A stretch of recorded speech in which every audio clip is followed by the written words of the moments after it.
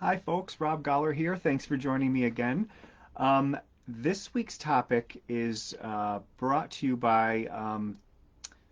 me actually, by discussions that happen this time of year. It's Thanksgiving week.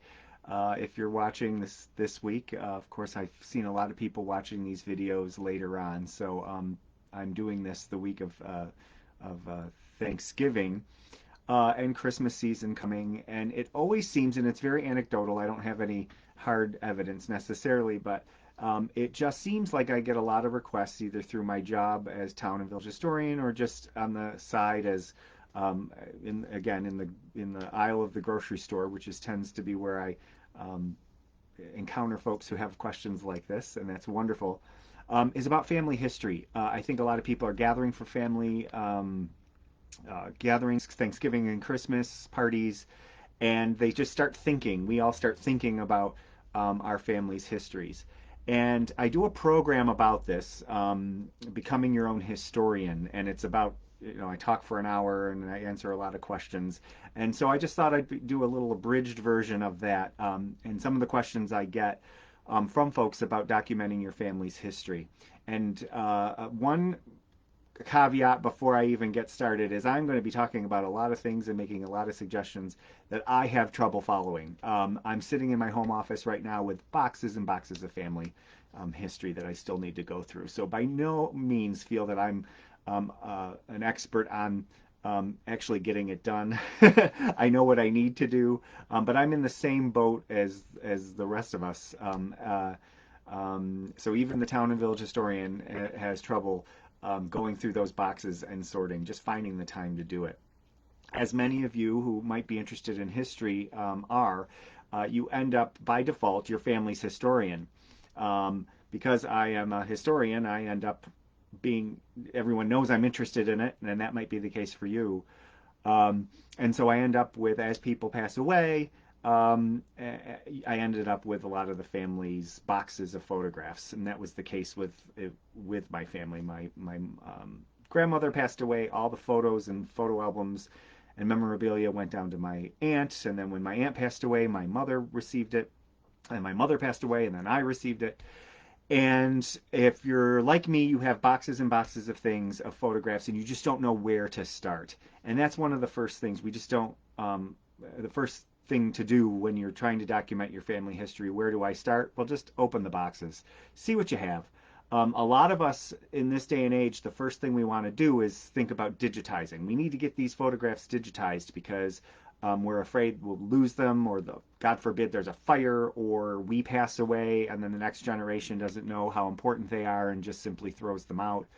Um, but before we rush to digitize, the first thing we really need to do is sort and label.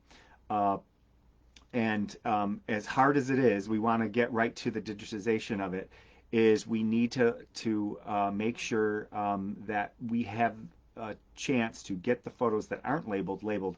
And sometimes time is of the essence because we have family members who can identify folks that are in the photographs. Speaking of which, or speaking of holiday gatherings, you may have an older relative who remembers who those people are. And a lot of times we have photographs that just simply are not labeled.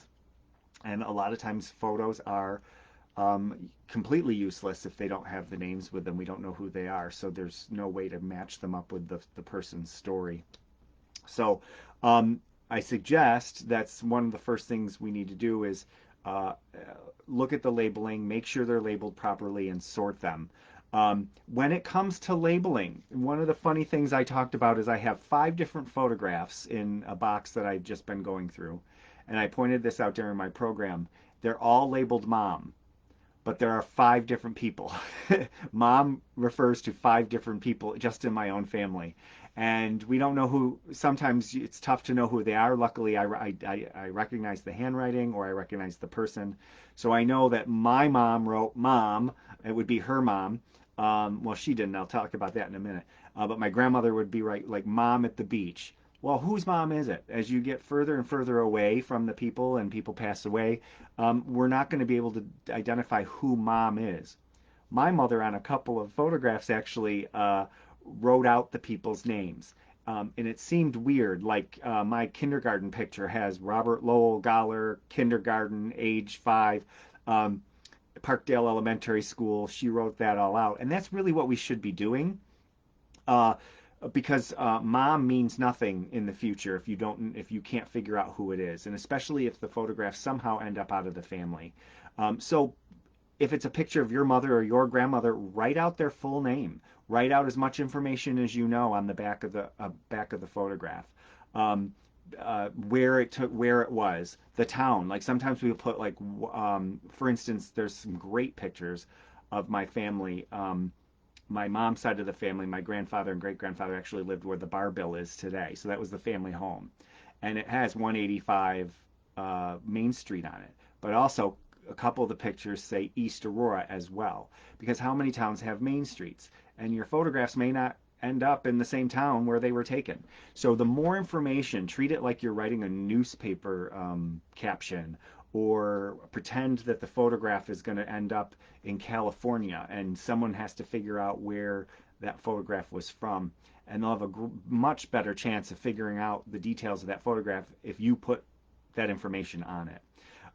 This is a tedious task, but I think it's well worth it in the end, because think of all the frustration that we have from photos of 100 years ago that we can't identify.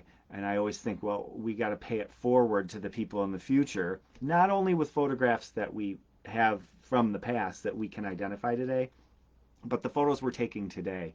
And we'll talk about that in a little bit. Um, a lot of people ask me about they don't want to ruin the photograph by writing on it. Well, you're not going to ruin a photograph by writing on the back. And actually, I would invest in archival pens because they don't bleed through, they don't leave an indentation, they make special pens for that purpose, and it's worth the investment. And if your handwriting isn't good, have someone from your family help you who has the good handwriting, and write that information on the back, as many details as possible, using real names, not mom or sister or at the beach. Well, what beach? Be as very detailed as you can on these old photographs. Second thing to do once we get them labels is sorting. I use a binder system with acid-free sleeves, and I'm trying to get all the photographs into a binder of like people. So, and of course, a lot of photographs have multiple people in them, but the more you can get them sorted either by date or by person. So I'm trying to get, I have various branches in one box because my mother was looking through them and somehow they ended up just going into one box. So just getting those all sorted out. Some old photographs you're just going to get rid of, like if they're blurry, or if they're not worth, if someone's vacation photos and there's not people in them, you might want to consider just getting rid of them. I know we hate to throw things out, but what educational and what historical value does it have? You have to think about that as well as you're going through some of these photos. But get them sorted either in the binders with acid-free sheets, or even if nothing else, get them into boxes. The only thing about the boxes compared to binders, when I put them in binders and label the photographs and then label the binders, I can have people come over and look through and help me, and they stay in the same order that I put them. In boxes, what do? We pull everything out, we look at it all, and then we pour them all right back in the box. This happens all the time. Christmas, Thanksgiving, oh, let's go look at the box of photos. And we just end up throwing them all, probably even in worse organization than they were to begin with. So getting them sorted and getting into sleeves, into binders, that's helped me keep them in order. So you could still have family come over and look through, help identify them. Your fingers aren't touching the photographs over and over again if you have them in acid-free sleeves. It's just helpful, and then you don't feel like you're banging your head against the wall each time you pull out a box. So you have them all labeled, and you get them into binders. Then I think you can start scanning, and that's if you want to scan your photos, because you can have your family members help, because they'd label them on the back will be the information that they will use for a label. So all that work is already done, and you're just simply scanning. So even if you have like a 8-year-old niece or grandchild who wants to help with the family history, they can help scan into the computer with a scanner, and then just label on the back will be the label that put on it, the people's names. Um, Come up with a consistent system. I do date, people, location, and then other information after that. And the same label that you would put on the back, date, names of people, more than one, and location, as much detail as possible, address. To say family home or the homestead is not good enough, put the address. Even if the address changes in the future, at that time we will be able to go back. Someone in 100 years will be able to go back and have a good chance of figuring out where it was, where the homestead was. I have a lot of family pictures that have great pictures of the family in front of houses that I don't know where the house is. Could be a family house, could have been they went to a friend's house for a picnic. Don't know because no one wrote on the back. So using the same consistent label. So if you scan in, I would recommend a high resolution TIFF file. Um, Pay for the space, pay for a hard drive to save all these. These are your family photos. So it's worth the time and effort to scan them at high resolution and pay for a hard drive to save them on so you don't lose them on a family laptop. It's well worth the investment, I think, if you're really serious about preserving your old family photos. Um, and you can actually copy your digital files so that you can have them in two locations, God forbid anything happens. So date, names, location. Well, when you're done, and of course this is going to be an endless project, right? Because we have way too many photographs, and it's definitely a marathon and not a sprint. And you probably will be leaving this project for someone in another generation. You won't get it all done. Maybe you will. But getting it started is the first step. Um, so if you wanted to go find a picture of, for instance, say I was looking up my mother, Nancy Marguerite Yack Scholar was her name. I would look. I could do a Control F in the files, if you know how to use that part of the computer, to search your files that you have saved in that folder on the hard drive. I could look her up by name and find every picture or document that I have with her in it. So if you label all the pictures with her in it, it doesn't matter if she's with a whole bunch of other people. You'll be able to find all the photos that you have of her fairly simply just um, uh, by putting a Control F search through your files. So people ask me all the time, is there a special software program you need? No, probably not. You could probably get started just by doing and if you wanted to do an Excel spreadsheet of everything you have, but just labeling your digital files after you've scanned them, have them in a folder, and they become searchable immediately. You can search what's in a folder, and so you can find family members. You want to find a picture of an address or a certain vacation, all the photos would come up if you were able to search for them if they're labeled properly. So it all goes back to the beginning where we sort and label so that we end up with the digital files in the end that are actually useful to us and that we can use for projects. Um, and then what do you do with the photos after you have them all digitized? Well, when you get to that point, and even if you don't have them all done, every once in a while you want to kind of stop and enjoy them and learn from them. I suggest making copies for family members. It's easy to copy digital files, so you could get a couple hard drives and give them for safekeeping, but also your family members will enjoy them.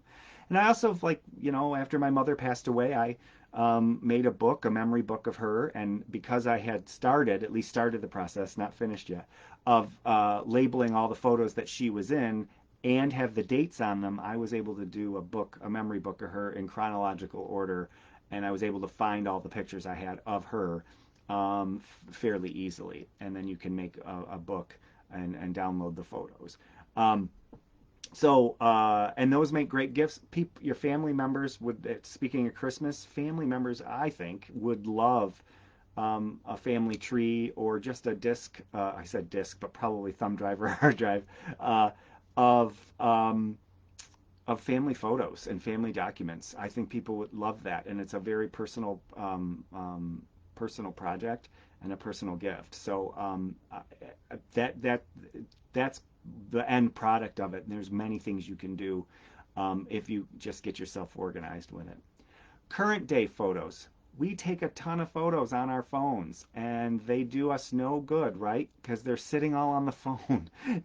We don't, back in the day, I remember my aunt was sort of the family photographer, and at all the Christmases and birthday parties, she'd have her little Kodak camera, and she'd have either a roll, she could take 12 pictures or 24 pictures, and you'd take them to the store, and they would develop them, and half of them would be no good because they would either be blurry or people were closing their eyes. But today, we tend to take a ton of pictures on our phone, candid pictures of things. A lot of us do that, and they stay on the phone. We don't curate them. We don't save them. We don't edit them. So I suggest printing some out to have a hard copy. Pick the best one and print it out and scrapbook it, because this is just my sense, is that after we're long gone and people are looking back through family files, they're more apt to look in a hard copy book somewhere that's left behind, than on a endless thumb drive or on a hard drive of a computer. I just think it's going to be uh, much more easily retained as a hard copy. So that's up to you. But if nothing else, curate the digital photos that we're taking. Pick out the best ones, and even if you save them all, pick out a few, like 2 from each event, or each child that you have in a picture, and label them and curate them, because they do no good, these endless photos that are unlabeled.